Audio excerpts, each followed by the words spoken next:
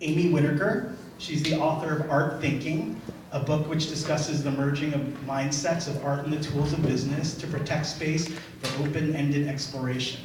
Also the author of Museum Legs from 2009 and co-author of The Social Life of Artistic Property from 2014 with Pablo Helguera, Michael Mandiberg, Bill Powhida, and Caroline Woolard.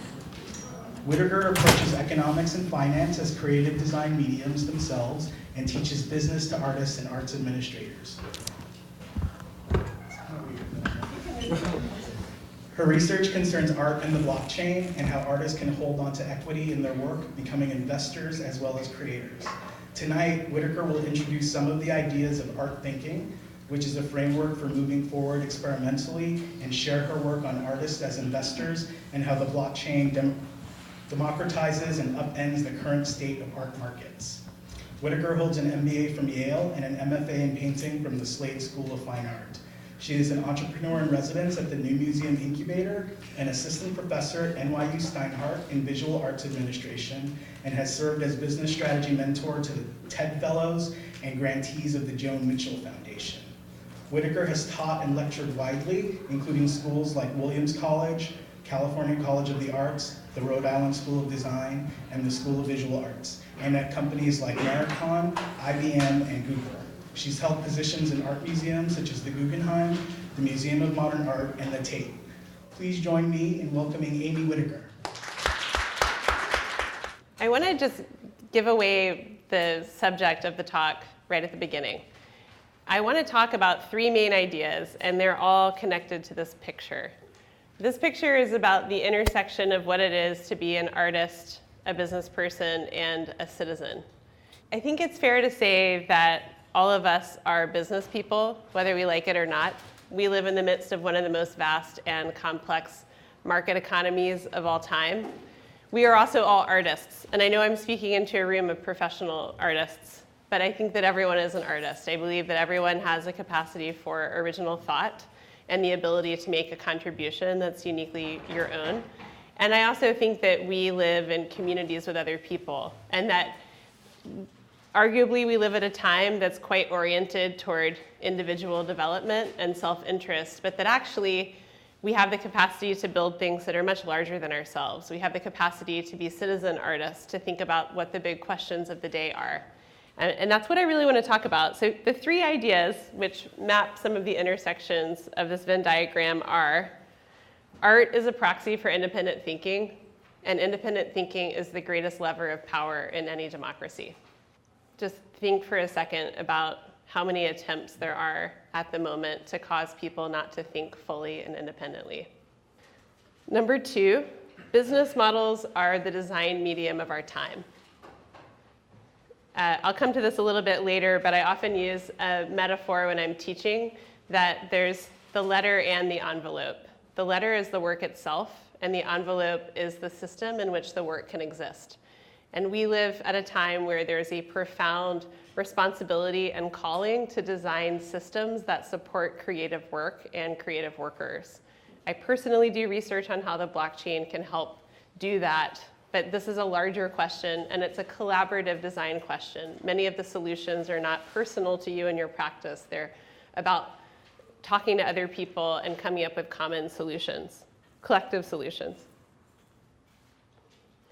Number three, we live in an age of democratized creativity, but not yet democratized ownership. Consider the amount of content that people are producing all the time and putting on Facebook and Instagram or wherever else. Content that we all do not assert property rights to.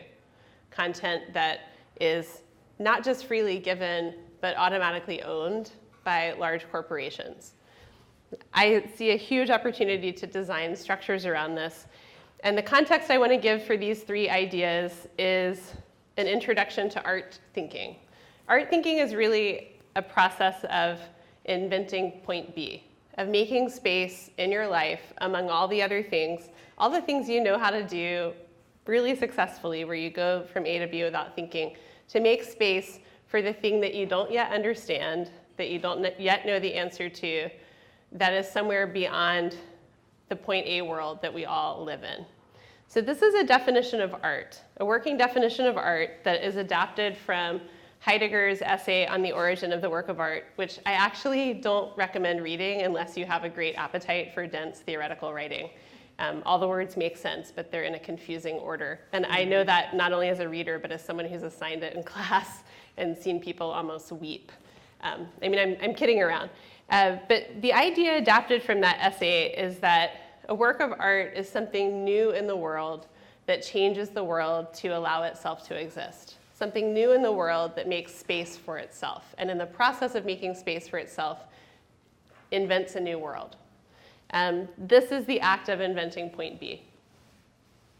It can be a large gesture or a small gesture. It can be just a process orientation of making space for that which is beyond your grasp and your current vision.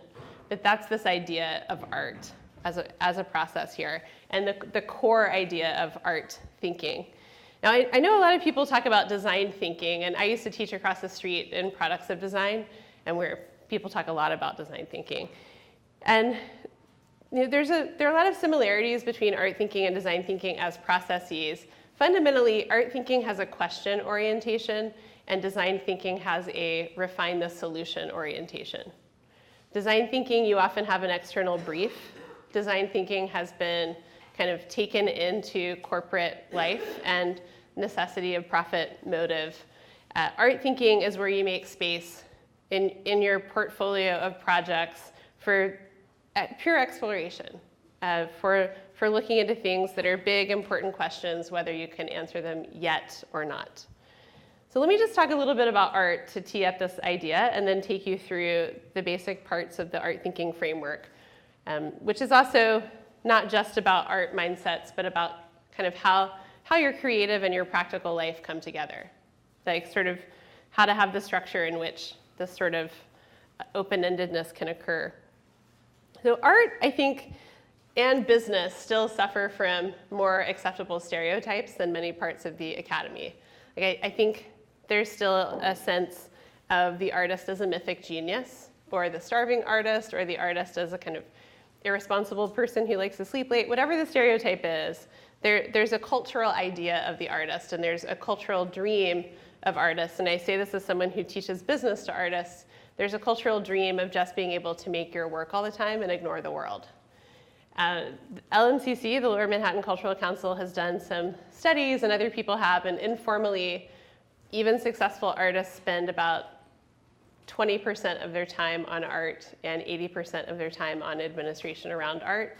Hopefully you can do better than that. But the best kind of illustration of this I know is actually a document from the Archives of American Art. This is a work in progress document. I'll leave it in this talk for educational purposes, but I probably should have gotten permission. This is a letter that was sent to Frank Stella in 1986 by Christine Shimbeda from the Polar Leasing Company. So Frank Stella has been a famous artist since the early 1960s. There's a catalog raisonné of his work from roughly 58 to 65. So he's famous. And he does have studio assistants, but he's also getting a letter that's like, this is to inform you that we have recovered the refrigerator that was leased to your son from the school year at Pomona College and was reported stolen. You paid $125, your check number. We have deducted the semester rental fee of $27 and include a $99 refund. So I just want to say, like, this is just the nature of being a person in the world. And I'm not saying that's perfect, it's highly imperfect. But you read Frank Stella's papers, and there are checks to pay his studio for major commissions in with Blue Cross Blue Shield reimbursement forms. So there's a need, if you want to have space for creative, exploratory, inventing point B work, to acknowledge that it's connected to business or making space in the market economy, but that it's connected in a way that's deeply personal and deeply political. That these are some of the most important ethical questions you get asked as an artist, are how you choose to have art and the market interact. And there's no right answer to that question except a call or a responsibility to engage with it in the first place. In 2004, just to kind of share a little bit about my own relationship to this topic, in 2004, the writer Daniel Pink wrote in the Harvard Business Review that the MFA was the new MBA. And kind of around that time, James Kramer, the guy, is this show called Squawk Box, I think. He's a quite shouty market commentator. He said that analysts should get MFA so that they could, like all the great modernists, spot undervalued AT&T stock that would double in a couple of days. This is a kind of fantastical dream. At that time, I was actually in art school getting an MFA in painting after already having an MBA. And that was a deeply idiosyncratic, highly personal decision, based on some kind of surprise developments in my own very personal life. But while I was there, we were asked to give talks on the ideas behind our art, and I talked about what art had to do with business and politics. This is a painting called the Guild of Starbucks Baristas. I was doing modern day guilds or group portraits by professional affiliation. And when I gave this talk, I was invited to start giving lunchtime lectures in business. Sort of what do you do when you have an idea and the idea is extremely interesting, it's socially useful, it's creative, but it's not profitable? Like how do you answer those questions when it's kind of 2 out of 3? It's like profitable but not socially useful, or socially useful but not profitable.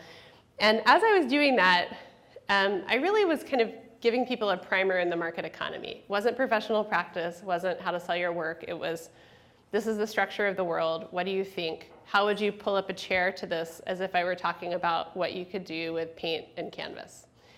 And people ask me amazing questions, really hard to answer, like what if we did away with all the banks?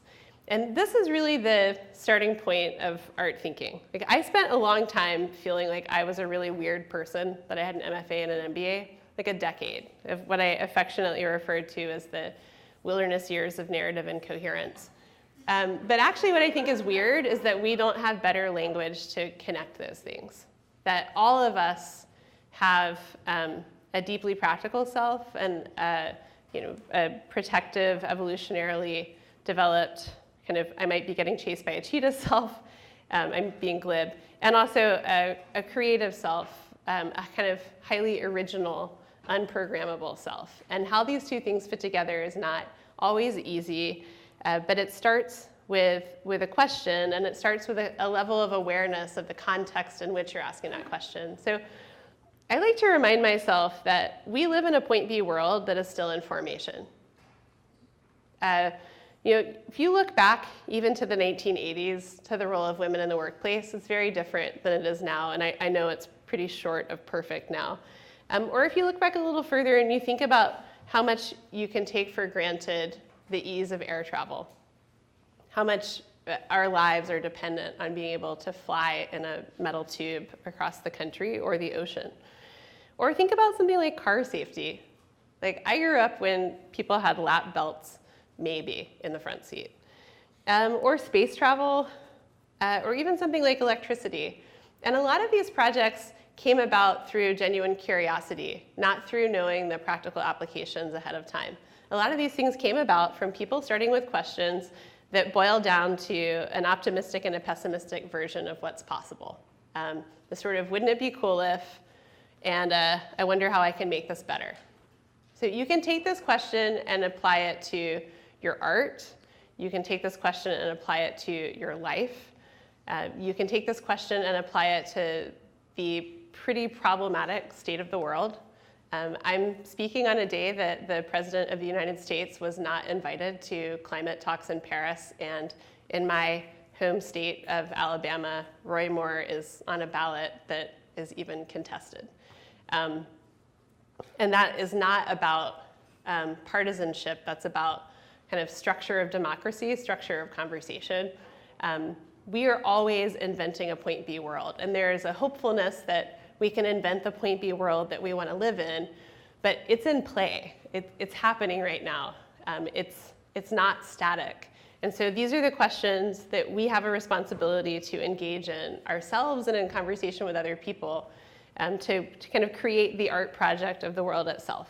Okay, so let me get into the framework and give you some examples. And I'm going to do this by telling a few stories of people I wrote about in the book.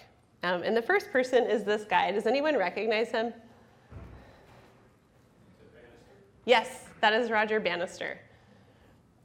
In 1954, May 6, 1954, Roger Bannister was the first person in recorded modern history to run a mile in under 4 minutes. This is Roger Bannister running at the Helsinki Olympic Games in July of 1952. He came in fourth. He didn't medal. He was devastated. He almost gave up running. He thought about it for a while, and he said, you know, I'm going to give myself 2 more years and see what happens. So almost 2 years later, in May, before 2 years would have been in July, he broke the mile barrier. And it's a story I truly love because it seems so obvious now. You know, the world record in the mile, which since 1999 has been something like a 3:43, I think. And when he was running, people truly thought it was humanly impossible to do. The world record had stood at about 4 minutes, 1.4 seconds for 8 or 9 years. And some of that has to do with the post-World War II history of sport, because there weren't a lot of times for people to get together to compete. But really, he was running into a frontier of possibility and not just into a training goal. And he wasn't doing it alone. He was being paced by 2 friends of his, Chris Brasher and Chris Chataway. And they also all had full-time jobs. So they didn't have this sort of mythic time in the studio to work on this. Bannister was training to become a resident in neurology. Brasher and Chataway, one of them was working at Mobil Oil and the other was an underbrewer at Guinness. And Chataway, who was the underbrewer at Guinness, parenthetically introduced the other 2 people who were helping them out, these identical twins, Norris and Ross McWhorter, who used to keep time for their races, to be the original editors-in-chief of the Guinness Book of World Records. They had a photographic memory for sporting facts. Both of them are excellent runners. They're not just supporters. Brasher goes on to co-found the London Marathon. Chataway is a world record holder in the 3-mile distance the next year. So they do it. And if you have 5 minutes tomorrow and you need a break from end of semester, Google the YouTube video. It made me cry the first maybe 10 times I watched it, because it's this picture of kind of human grace and effort where he's giving it absolutely everything he has before he knows it's possible to do. He doesn't know if he's going to die trying. He doesn't know if he's going to fail. He almost doesn't run that day because the weather is so terrible. And then yet he does it. So why is this an interesting Inventing Point B story? Because on the one hand, Bannister overnight became an international sporting sensation. And on the other hand, he only held the record for 45 days before someone bested his effort.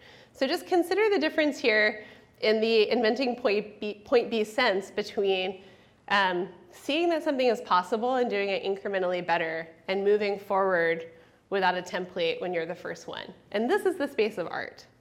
And it starts with these questions. And I would call these lighthouse questions. They're the questions that guide you forward, not toward an exact target, but in a direction of what's important to you. I know this sounds a little sentimental, but I think it's important to approach this question of coming up with questions with an honest awareness of how existentially important this is. It's really easy to kind of lose track of the fact that we're all living and breathing and on the earth because we're so busy running around doing stuff.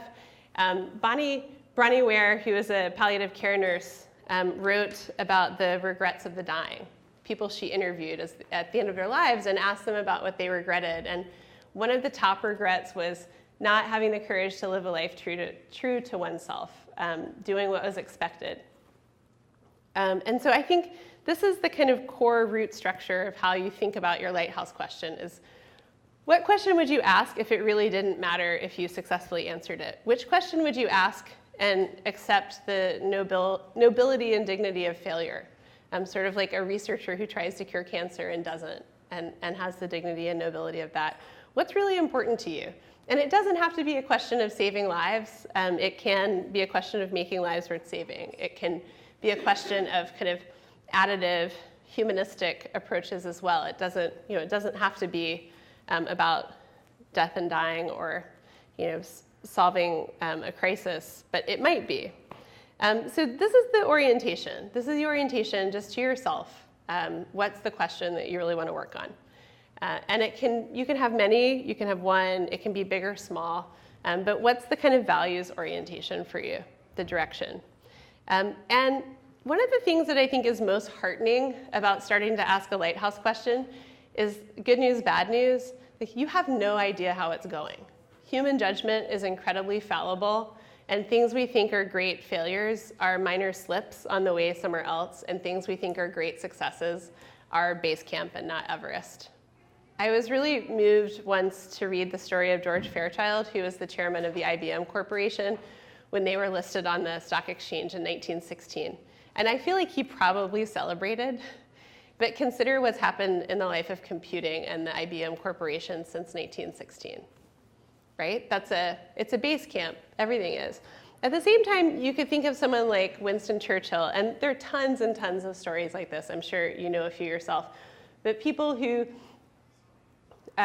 experienced something that they thought was a career-ending failure, and then actually came back from it. So in 1915, Winston Churchill was the first Lord of the Admiralty and was responsible for a terrible kind of failure in battle, and he had to step down, and he thought his career in government was over. He took up painting as a pastime, and I love this because I don't know what the rules are here, but the only way you could get expelled from art school when I was in art school in London was to smoke in the building, because everyone had highly flammable solvents. But he's smoking a cigar and painting outside. And he wrote a book called Painting as a Pastime. Do not turn the superior eye of critical passivity upon these efforts. Buy a paint box and have a try. At this point in his life, the point B world of Winston Churchill as the kind of savior of Europe and the world in World War II is far out in front of him. He has no idea. He's being present to his circumstance. And I know everyone here is an artist, a practicing artist, and that you are active in that. But I think it's also, possible to kind of get stuck in a critical orientation or get stuck in the work itself. And I always think of that when I was painting, there was always this kind of dodgy chair somewhere in the studio. And you could either be at the easel painting, kind of working, or you could be in the chair kind of seeing how the work was going. But I like to think about it because sometimes I ask myself the question, like, am I at the easel or am I in the chair? And sometimes I'm in the chair when I mean to be at the easel. And when you're at the easel is when you're working, but sometimes you have to be in the chair to be like, oh yeah, the leg is not properly attached to the body of this person I'm doing a portrait of. But it's this orientation not toward judgment, but toward the joy in the fallibility of judgment, and toward discernment, toward working, seeing how it's going, what could be better, and doing that in the spirit, again, of inventing a point B world that we don't yet know. Excuse me. And this is because the nature of work in progress is that there's a kind of almost profound psychological perceptual bias in what it feels like to be inside work that you're making and what it feels like to see other people's work. There's this kind of chasm of vulnerability and the perception of vulnerability that's almost unpassable. And I would call this the difference between being in the weeds and having the aerial view. So this is where you see the show, you see the person win the fellowship, you see the external completion of a project. And this is when you're starting out. You're like, I have no idea where I'm going. It's a bit grindy. I'm sitting here. It's like that feeling of coloring in a football field with a magic marker that is associated with some works of art I have done. And I think one of the best examples of this is Harper Lee. So you may know her story already, celebrated author of To Kill a Mockingbird. If you look at that book from the aerial view, it sold 40 million copies and counting. It was recommended by the assembled British librarians as the #1 book to read before you die, ahead of the Holy Bible, which was #2. She won the Pulitzer Prize. It became an Oscar-winning movie with Gregory Peck. When she was actually writing the book, in the before picture, in the weeds, she was a college and law school dropout. And she moved to New York. First, she got a job in a bookstore, lived in a cold water flat, and then got a job as a reservations agent for the airlines. Her friend, Truman Capote, did take her to parties, but people who were interviewed about their conversations with her would be like, yeah, she just seemed like this unassuming tomboy. She mentioned that she was working on a book, but we didn't really think much of it. Then one year in the late 50s, she couldn't get off work to go home for Christmas. She would take the train home to Alabama and hang out with her father, who is the basis of Atticus Finch in the book. So she stayed in New York, and some friends of hers, Joy and Michael Brown, invited her over for Christmas. She was close friends with their children. They all exchanged presents, and then at the end, the Browns pointed to an envelope that was in a Christmas tree, and they were like, that's your present. And she went and got it. And what it was their promise to give her a year's salary to work on the book. And that is an amazing thing that doesn't happen very often. Joy Brown was a dancer, and he was a composer of industrial musicals, so the commercial musicals, like to sell a Maytag washer or something. And they had a really good year financially. But even still, she had a really hard time. Even still, she threw the manuscript out the window once in frustration and had to go get it, and went through all kinds of things that we all go through all the time. But this is an example of a kind of magical envelope around the letter of the work where the structure was given to her. But even having the structure given to you, it doesn't change the kind of weediness. So the inflection point of the art thinking framework is that you start with questions and you accept being in the weeds and you focus on what it is to invent your own point B, but then you have to start thinking in skillful business terms around what it is to make space for creative work. And I think of this as looking at what your portfolio of time and money is, how you spend your time, how you make your money, how you design this space for what you want to do and give yourself the financial stability to take creative risks. For me, several years before I started teaching, but after art school, so wilderness years of narrative and coherence, I was talking to my brother once, and I said, I feel like I have all these great projects, but it's like all throw pillows and no couch. Like, I have really interesting work, but there's no big beige financial structure that they all sit on, and I'm not temperamentally suited for this. And then I started teaching, and I figured out how to be a person who had a full-time job with health insurance, and that freed me up creatively. I know other people who do this in other really different ways. There's a guy who speaks in some of the workshops I do, Matthew Delegate, who runs Minus Space, and he has, for many years, done an audit every year of how he spends his time and how he makes his money. And I saw him do it one year where he made almost 50% of his income from one project that took 15% of his time. But he had a lot of other work that was really mission aligned and that he wanted to continue to do. So if this seems abstract and kind of businessy, actually this is the way in which Leonardo da Vinci made the Mona Lisa.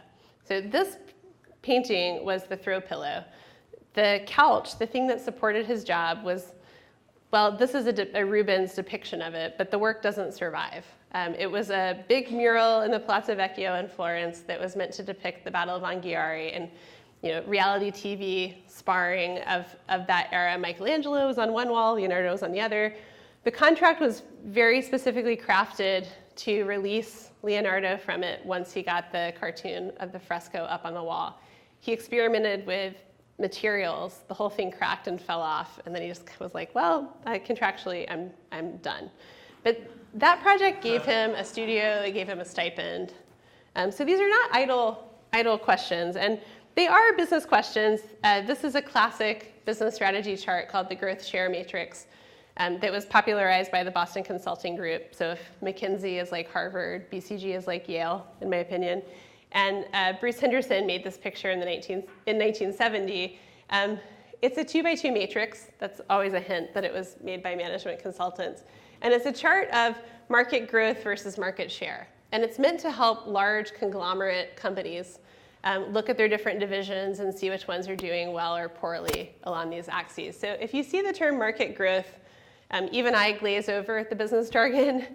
What you can really think of is that this is about potential, and this is about already demonstrated success. So this is like what might happen, and this is what's already happened. And this allows you to think about different parts of a business. I encourage you to do this for different parts of your life and your working life. where if you have something that's the cash cow, it's not a growing market, but it's a successful market. This is like the thing that kind of supports you. This is the sofa sort of a project. If you have a star, wow, it's successful and growing. If you have a dog, it's not successful and it's not growing. Ideally, you should shut down this division. Not always. Sometimes there are things that are personally important, like duty or responsibility, or something like anxiety that lives here that you want to minimize, but it's kind of a process. Art thinking really lives in the question mark space. And if this is the portfolio of what you get to spend your energy on and set up your life structurally to support, how do you support the question mark space? So that's the space that's held by your lighthouse question. And again, this is really this kind of letter envelope thinking. So let me introduce two quick management concepts, and then I'll tell one more story and open it up. The first idea is that of the producer. The producer is the person who is making the business model or making the money side work in a deeply creative way. Matthew McConaughey, when he was in Dallas Buyers Club, the producers almost had to cancel filming right before it happened because it was a roughly $5 million budget and $1 million of funding got canceled. And they had to call Matthew McConaughey and say, so sorry, I know you just lost 39.5 of 40 pounds for the role, but we're gonna have to push the filming schedule. And he very relatably was like, please figure it out. So they did, and what they did to figure it out is that they cut the entire lighting budget of the film. So there's no artificial lighting anywhere in that film. I would argue that that actually gives it its cinematic quality, but that's also a business decision. And this is the really interesting work of commercialization as a parallel creative process. The second broad topic, and these are covered in more depth in the Art Thinking book, is the idea of management itself and what management really is. And I think of management as having a lot of parallels to teaching, and what it is not to be this kind of archetypal Steve Jobs creative visionary character, but what it is to kind of manage yourself and other people when you're dealing with creative work. And my sort of, I don't want to say hero, but sort of go-to idea in this area is a British child psychiatrist named Donald Woods Winnicott. One of his most famous theories is the idea of the good enough mother. So he was writing in the early 20th century when, that's not problematic gender-wise. He had a bunch of older sisters, so I like to think he was kind of, with the program a little bit. But what he was studying was children who were taken away from their parents when they were taken out of London while it was being bombed. And what he found was that, there's not this kind of perfection to children's attachment to their parents. There's a notion of good enough. There's a notion that a child is born with an illusion of being one with the parent, and that over time, it's the parent's job to create a healthy disillusionment so that the child feels like its own person. And I think that creative ideas have a similar arc, where they start as kind of fanciful, pie-in-the-sky ideas, and that over time, they actually have to be commercialized or learn to live structurally in the world as it is, or to change the world to make space for themselves. And so I think this is really about creating environments in which there can be candor and warmth, rigor and generosity, and a capacity for repair. Because a lot of times, if you're trying to go through this process of inventing your own point B, the nicest thing that you can do for yourself is to define a grace period, to give yourself a period of time before you have to figure out anything, to give yourself permission to work on something without needing to know the answer yet. Much like Bannister's 2 years before he ran the record mile. Because I think one of the greatest risks is actually succeeding, and then after you succeed, realizing you asked the wrong question. And I think this happens all the time. I'm old enough to have seen this happen to a lot of people in their professional lives. And so really kind of taking the risk to ask the thing that really matters to you. So let me just tell a quick story, and then I'll kind of leave you with a kind of larger question and then open it up. This is the story of Thomas Fogarty. He's the the first person in the art thinking book. And Fogarty is, as you might guess, a cardiovascular surgeon by training. He's also the inventor of the balloon catheter, which is a surgical device which has saved something like 20 million lives since he came up with it. Fogarty has owned a winery in Northern California since the late 1970s. He grew up in Cincinnati, Ohio, as a self-professed juvenile delinquent who had to be busy or supervised. His father was mentally ill and was institutionalized when Fogarty was very young and died while institutionalized not long after. And Fogarty's mother was raising him and his siblings and working in a dry cleaners that Fogarty described as a sweatshop in every sense of the word. And he would get into trouble, and they would call his mother. And I asked him what he used to do, and he said he would put wax behind the radiator, and they'd have to call the fire department, or he would literally jump out of the window of his school to go fly fishing. And they'd be like, where'd he go? I was turned around. And they'd have to call his mother to come get him from work. So they're like, that guy needs a job. So the only reason Fogarty went to work in a hospital was that hospitals were exempt from child labor laws, and he was only 13. He had some terrible jobs. I mean, like trigger warning, terrible jobs. One of his jobs, sorry if you're squeamish, was as a dishwasher in the stomach pump department. And he came up with, he invented a new cleaning agent that helped him do his job. And then over time, he started working as a scrub technician for a surgeon named Jack Cranley, who had 10 children and made Fogarty a kind of honorary 11th. And that he would hand the instruments to the surgeon. Cranley's job was the removal of blood clots, and people truly believed in this point A world that the bigger the incision, the better the surgeon. So if you had a blood clot, they would open up the entire length of the artery to take it out. Many people died. Many people came back for secondary surgeries that were amputations.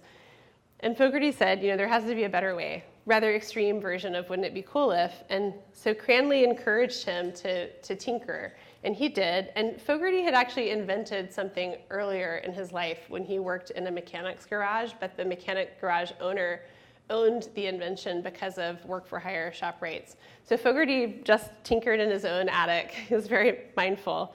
Cranley told him to get an IP lawyer, and he did. And his idea was that if he could take a piece of urethral catheter, which is made out of vinyl, and attach it to the pinky finger of a number 5 latex glove, he could thread it through a much smaller incision, past a blood clot. The balloon could be inflated with sterile saline solution, and the clot could be pulled out. The problem was that there was no glue in the 50s or 60s early 60s, that would make latex and vinyl adhere. So he tied it together with the fly fishing knots that he learned cutting school. So I feel like the gift here is that creativity in the point B sense arises out of whole life thinking. And that's maybe a hard concept to embrace this time of semester when you have to focus on the one thing right in front of you to be able to triage it and turn it in. But I give you permission to waste time, to do the things that are important to you, to get drinks with friends and talk about stuff, because that is the basis of value that you don't know about over time, and basis of kind of what the contribution is that's yours to make. So the question I started writing this book with was, if Leonardo da Vinci were alive today, what would he be doing? And I used to ask people this question a lot. People would be like, he'd be Elon Musk or Steve Jobs, and there's actually a video professor here I took a class with at SVA who said, I think he'd just be trying to figure things out, which I thought was a lovely answer. I also think he wouldn't just be one person. And this is one of the central dilemmas of the moment we live in, which is that on the one hand, there is a tremendous specialization of pathway, right? Like if you look at the number of majors at Cambridge University in the 11th versus the 18th century, versus the 21st century, it's gone from 11 or 18 to 65 and counting. And at the same time, there's a huge proliferation of information, which is the statistics you probably heard about the amount of data on corporate servers. Like no one could ever understand all this information, and no one could kind of master a complete and total polymathic practice in the current moment. but all of us have the capacity to self-define as polymathic or specialized on our own terms, and then to connect with other people to create this larger body politic of a kind of working Leonardo. Excuse me, all of us kind of inside the Leonardo Cal costume, if you will. And I think the starting point, if I could just give you one simple thing to do, is what I would call the periscope move, which is where you kind of like take whatever is like right here that maybe even has a sense of privacy or shame or isolation to it, and you kind of put the periscope up and like look around and see who else is dealing with the same thing. And Caroline Woolard, who's part of my introduction to speak here, does this better than anybody I know, where she'll be like, okay, I'm working on artist education, barter, social practice projects. Who else is doing that? And then she'll convene everyone, as opposed to just being really busy doing her own stuff. And I think a couple of things happen when you do this. One is that you take the vulnerability risk and you realize that everyone else is in the same boat. And two, structurally and economically, many of the solutions that are available to artists require you to work with other people. You know, you don't have the economic structure of Facebook. You have the economic structure of one single person. You don't have the economic structure of Artsy or Gagosian. You have the structure of one artist. But if you band together with other artists, then that's a completely different conversation. So the work that I do, my own Inventing Point B question, is about what would happen if artists retained equity in their work in primary markets instead of looking for resale royalties in secondary markets. And to me, this correctly represents the idea that artists are investors in their own work. Because artists make things on spec, artists are asked to be generous, to put things out there before they get things back, and to take those core formative risks. And I don't mean an investor in I want a venture capital return. I mean an investor in giving something everything that you have before you know the value or worth, or if there's something that comes back to you. And so I think that this is correctly modeled by fractional ownership, and that the blockchain, the structure underneath Bitcoin, is a way of managing that. So I would love to see not an immediate business, and I hope to have the opportunity to work on this myself, but it also is a collaborative and conversational project.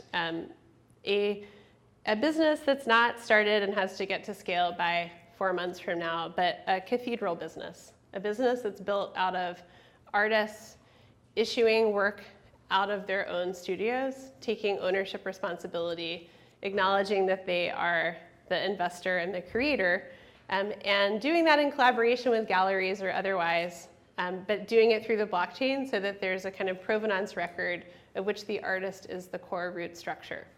And that once that happens, I think there is the possibility of free market economic forms of patronage. Part of why I've moved slowly and shared the idea before proceeding with starting an organization is because I think this is a really important thing to discuss collectively, that securitizing art is very close to securitizing the human, and that it's important to do it kind of in a respectful way that puts artists at the center.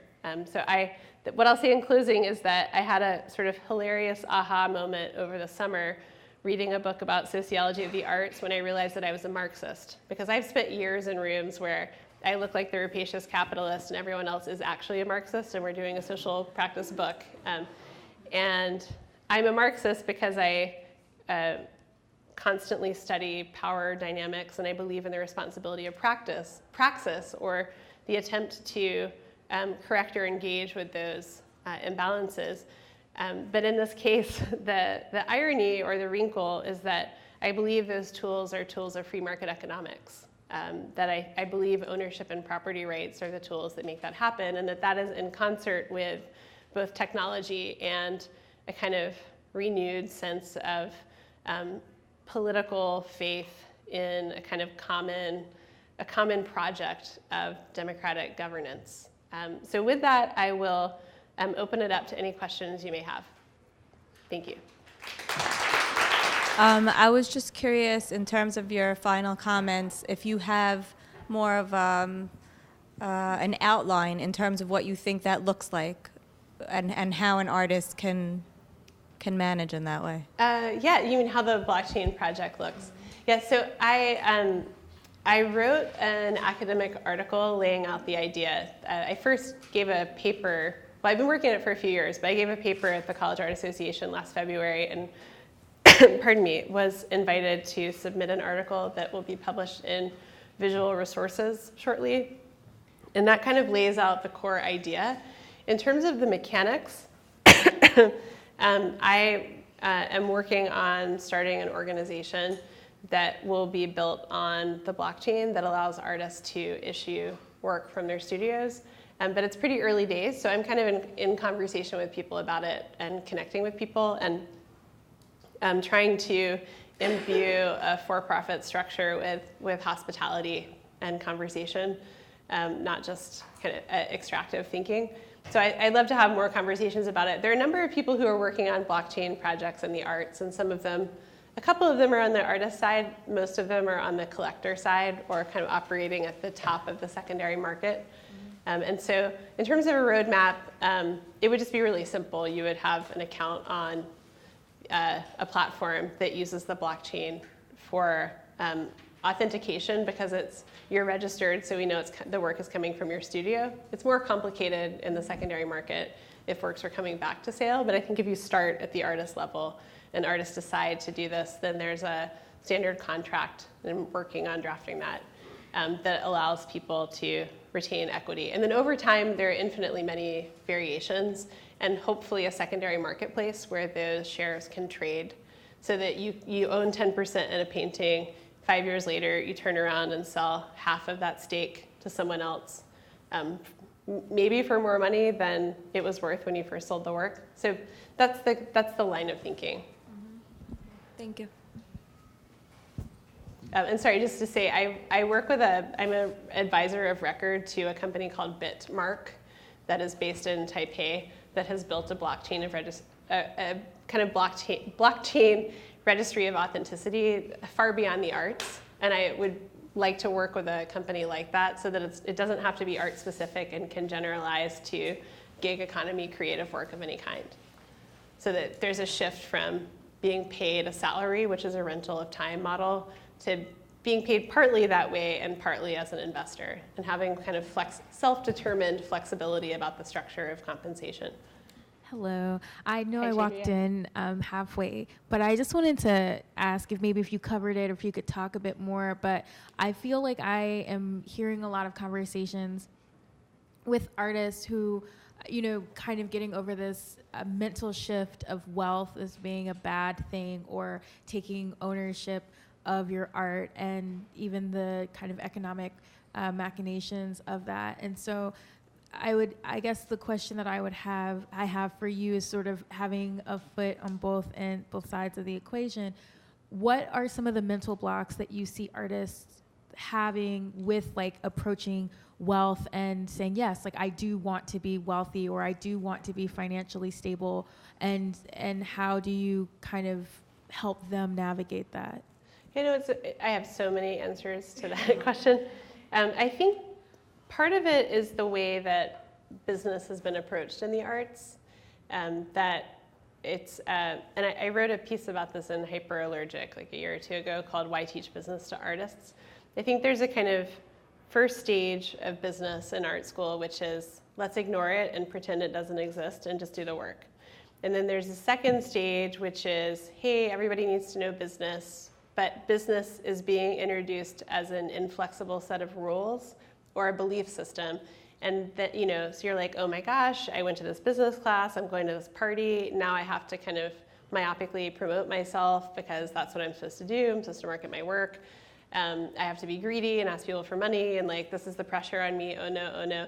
And then there's a kind of third level, which is what I engage in a lot, which is business as a design medium. You're like, this is a set of structural building blocks. Cost structure is a set of building blocks. The kind of friction and transaction cost when you're organizing your day, this is a set of building blocks. And there are many, many patterns that are understood. The same way that one might kind of diagnose and classify species of animal. You can think about different ways people work and have worked in the arts. And then you can kind of learn from those patterns or build your own once you kind of have these building blocks. And to me, the real invitation there is that you get to decide how to follow your own values about how art and the market interact. So if you're like, hey, I want to be a social practice artist and I'm going to make money somewhere else, I just can't handle my work being tainted by this market side, great. If you're like, I feel comfortable selling these things as objects in a gallery, great. If you're like, I want to, think like Damien Hirst or Jeff Koons, great. And then I think there's a fourth level, which is really kind of business as a form of civic engagement. Business as a form of conversation about the design of the field, about what the structure of the arts looks like overall. Like, do we have public funding? Is everybody having as hard of a time as I am? What does it look like? The number of people going to get MFAs versus the number of openings for this or that or the other. What are people doing that works? What could we all do if we kind of thought like a co-op? So I think that there's a kind of flexibility that comes from permission to take your own creative way of being in the world and applying that to business as a medium, as opposed to feeling that it's a vice or a straitjacket that's put on one's creative practice. I mean, I could talk like another half hour on that question. I will say there's a choreographer, Annie B. Parson, who was interviewed about her work. So she runs a big dance company with her husband, and there's a whole troupe of dancers. They had a piece of BAM recently on Samuel Pepys' diary. She also is commissioned to do work for, she worked for David Bowie and a bunch of other people. And someone asked her about her process, and she said, she thinks for a long time. This is when she's making work for other people. Thinks for a long time, but there comes a time when she has to go lock herself in a room and just figure out movements. And I feel like business is the room. Business is the thing that gives you the space in which to move around. Like, business is why the room is like this size and not this size. And that's the kind of, to me, like the proper relationship of those things. And then also business is kind of about shared creation of value. So that's why I'm so interested in fractional ownership. It's like you're helping to create the upside. You should own a part of it.